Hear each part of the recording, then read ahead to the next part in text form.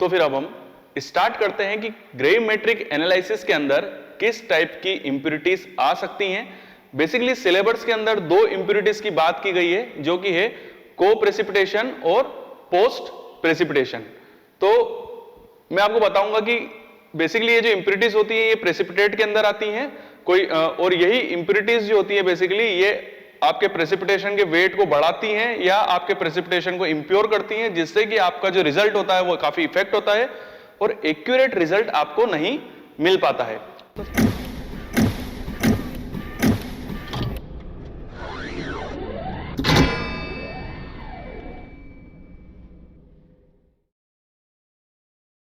तो सबसे पहले बात करता हूं कि को प्रेसिपिटेशन आखिरकार होता क्या है।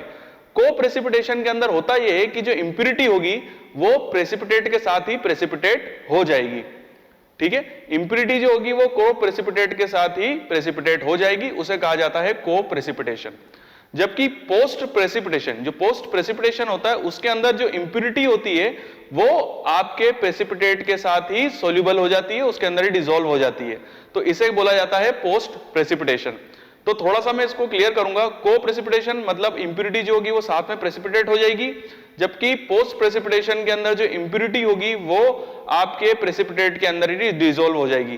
तो इसमें से खतरनाक या सबसे ज्यादा डेंजरस कौन सी हो सकती है मैं आपको क्लियर करता हूं। एग्जाम्पल के लिए हम मान लेते हैं कि आपके पास शक्कर के बड़े बड़े पार्टिकल्स हैं, शक्कर के काफी बड़े पार्टिकल है और नमक के बहुत छोटे छोटे पार्टिकल है। शक्कर के बड़े पार्टिकल है और नमक के छोटे छोटे पार्टिकल है, दोनों ही प्रेसिपिटेट फॉर्म है। दोनों को आप मिला दो, मिलाने के बाद मैं आपसे बोलता हूं कि इन दोनों को अलग करो, तो आप इनको अभी इजिली अलग कर सकते हो क्योंकि पार्टिकल साइज अलग अलग है। तो ये हो गई को प्रेसिपिटेशन, जहां पर दोनों प्रेसिपिटेट तो हुए हैं बट दोनों अभी तक मिक्स नहीं हुए हैं, मतलब पार्टिकल साइज के बेसिस पे हम उनको अलग कर सकते हैं। बट अगर मैं शक्कर को और नमक को, भले ही शक्कर बड़े पार्टिकल में है और नमक काफी छोटे पार्टिकल में, इन दोनों को पानी के अंदर घोल दूं, मिक्स कर दूं, सोल्यूबल कर दूं और अब बोलूं कि इसको अलग करो, तो अब पॉसिबल नहीं है क्योंकि वो दोनों वाटर के अंदर डिसॉल्व हो चुके हैं, दोनों सोल्यूबल हो चुके हैं। तो ये कहलाता है पोस्ट प्रेसिपिटेशन। तो को प्रेसिपिटेशन में आप इंप्योरिटीज को अलग कर सकते हो, बट पोस्ट प्रेसिपिटेशन के अंदर आप इंप्योरिटीज को अलग नहीं कर सकते हो, उनको सेपरेट करना काफी मुश्किल है। इसलिए सबसे ज्यादा खतरनाक जो होती है वो होती है पोस्ट प्रेसिपिटेशन। को प्रेसिपिटेशन के अंदर इंप्योरिटी को आप अलग कर सकते हो वाया वॉशिंग, मतलब अगर आपको पता चल जाए कि आपकी जो इंप्योरिटी है वो इस पर्टिकुलर सॉल्वेंट के अंदर डिसॉल्व है, तो फिल्ट्रेशन वाली प्रोसेस के अंदर आप वो पर्टिकुलर सॉल्वेंट से आप उसको वॉश कर सकते हो, जिससे वो जो इंप्योरिटी होगी वो उस पर्टिकुलर सॉल्वेंट के अंदर डिसॉल्व हो जाएगी और वॉश आउट हो जाएगी। तो आप वॉशिंग के थ्रू आपके प्रेसिपिटेट को, मतलब जो इंप्योरिटी है उसको साफ कर सकते हो। पोस्ट प्रेसिपिटेशन के अंदर ये पॉसिबल नहीं है, इसलिए पोस्ट प्रेसिपिटेशन, क्योंकि इंप्योरिटी जो हुई है वो प्रेसिपिटेट के अंदर ही सोल्यूबल हो गई है, तो अगर आप सॉल्वेंट का यूज करोगे तो आपका जो प्रोडक्ट है वो भी उसके साथ में सोल्यूबल हो जाएगा और वो भी अलग हो जाएगा, तो इंप्योरिटी तो गई और आपका प्रोडक्ट भी लेके चली जाएगी। तो पोस्ट प्रेसिपिटेशन पॉसिबल, उसके अंदर जो इंप्योरिटी है उसकी क्वांटिटी भी ज्यादा होती है और उसको वॉशिंग करना पॉसिबल नहीं है। जबकि को प्रेसिपिटेशन के अंदर आपकी इंप्योरिटी जो है वो केवल उसके साथ प्रेसिपिटेट हुई है, सोल्यूबल नहीं हुई है, इसलिए आप उसको वॉश करके क्लीन कर सकते हो, हटा सकते हो, तो आपको आपका फाइनल प्रोडक्ट मिल जाएगा फिल्ट्रेशन वाली स्टेप में। ठीक है, उसके बाद ये को प्रेसिपिटेशन और पोस्ट प्रेसिपिटेशन के बाद दूसरा होता है जो एक और टाइप होता है, वो होता है ऑक्लूजन और इंक्लूजन। ऑक्लूजन का मतलब ये होता है कि जो इंप्योरिटी होती है ना वो प्रेसिपिटेट के पार्टिकल्स के बीच में जाके सेट हो जाती है, वहां पर जाके मिक्स हो जाती है।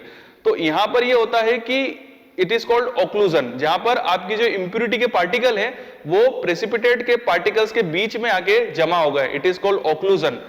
इंक्लूजन के अंदर होता है ये, एक तो हो गया ऑक्लूजन, दूसरा होता है इंक्लूजन। इंक्लूजन के अंदर इंप्योरिटी के जो पार्टिकल्स है ना वो प्रेसिपिटेट के पार्टिकल के अंदर चले जाते हैं, मतलब उनके अंदर सोल्यूबल हो जाते हैं। ये एक तरह का को प्रेसिपिटेशन पोस्ट प्रेसिपिटेशन के फॉर्म में समझ सकते हो। ऑक्लूजन जो हो गया वो को प्रेसिपिटेशन हो गया, क्योंकि यहां पर पार्टिकल जो है वो सोल्यूबल नहीं हुए हैं, दोनों पार्टिकल्स के बीच में प्रेजेंट है। जबकि इंक्लूजन जो हो गया वो पोस्ट प्रेसिपिटेशन हो गया, मतलब यहां पर क्या हो रहा है कि जो पार्टिकल है वो इंटर हो गया है, सोल्यूबल हो गया है, तो इंक्लूजन के अंदर अंदर चला जाएगा, ऑक्लूजन के अंदर पार्टिकल जो होगा वो आपके जो प्रोडक्ट के जो प्रेसिपिटेट है उसके बीच में कहीं पे भी जाके जमा हो जाएगा, अंदर जाएगा नहीं। तो ऑक्लूजन और इंक्लूजन, जो पांचवा जो होता है वो होता है सरफेस एड्सॉर्प्शन। सरफेस एड्सॉर्प्शन में होता यह है कि जो इंप्यूरिटी होती है वो प्रेसिपिटेट्स, जो आपका प्रोडक्ट है, जो प्रेसिपिटेट प्रोडक्ट है उसके चारों तरफ जाके जमा हो जाती है, उससे चिपक जाती है, तो इसे बोला जाता है सरफेस एड्सॉर्प्शन। यहां पर ना वो सोल्यूबल हो रही है, ठीक है, बट वो उसके सरफेस पे जाके एड्सॉर्ब हो गई है सारी इंप्यूरिटी।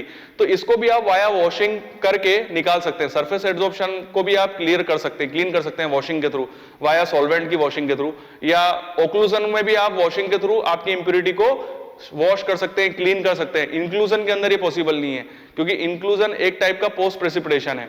तो ये 5 टाइप की इंप्यूरिटी थी, को precipitation, post precipitation, occlusion, inclusion और सरफेस एड्सॉर्प्शन। अब मैं आपको बताता हूं कि इसके एडवांटेज और डिसएडवांटेज क्या हो सकते हैं। सबसे पहले हम इसके एडवांटेजेस की बात करें। सबसे अच्छा एडवांटेज तो यही है कि यहां पर आपको क्वांटिटेटिवली एनालिसिस भी हो रही है और क्वालिटेटिवली एनालिसिस भी हो रही है, मतलब आपको प्रेजेंस भी पता चल रही है और सैंपल की मात्रा, मतलब वो कितनी क्वांटिटी प्रेजेंट है ये भी पता चल रहा है।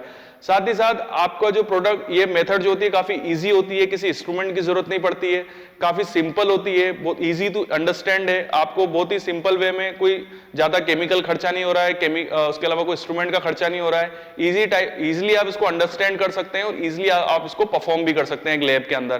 केवल आपको ग्लासवेयर की जरूरत है यहाँ पर।